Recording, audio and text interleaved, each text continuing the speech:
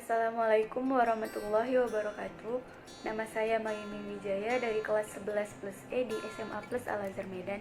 Di sini saya akan menjelaskan tentang fase-fase yang terjadi pada saat menstruasi. Yang pertama adalah fase menstruasi. Fase ini biasanya terjadi kurang lebih selama 6-7 hari. Pada fase ini, kadar hormon estrogen dan progesteron menurun drastis. Dengan menurunnya kadar hormon progesteron akan menyebabkan peluruhan endometrium serta ovum yang tidak dibuahi. Yang kedua adalah fase praovulasi. Fase ini terjadi kira-kira selama 7 hari setelah selesainya fase menstruasi. Pada fase ini, hipofisis otak akan memproduksi hormon FSH. Dengan meningkatnya hormon FSH ini akan memicu pertumbuhan folikel di dalam ovarium. Folikel kemudian akan menghasilkan hormon estrogen. Pada saat hormon estrogen meningkat, maka akan memicu oogenesis.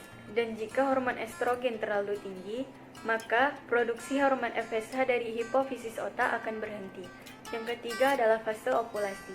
Pada fase ini, hipofisis akan menghasilkan hormon LH.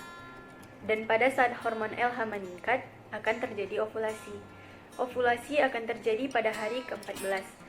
Dan setelah ovulasi ini terjadi, maka akan disebut dengan masa subur seorang wanita.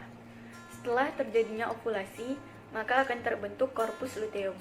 Nah, korpus luteum inilah yang akan menghasilkan hormon progesteron. Dan pada saat hormon progesteron meningkat, maka akan memicu penebalan pada endometrium. Yang keempat adalah fase pasca ovulasi. Pada fase ini, korpus luteum akan berubah menjadi korpus albikan, yang artinya korpus albikan tidak dapat memproduksi hormon progesteron lagi, sehingga kadar progesteron mulai menurun.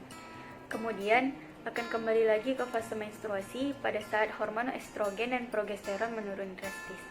Mungkin itu saja yang saya dapat sampaikan, semoga bermanfaat. Assalamualaikum warahmatullahi wabarakatuh.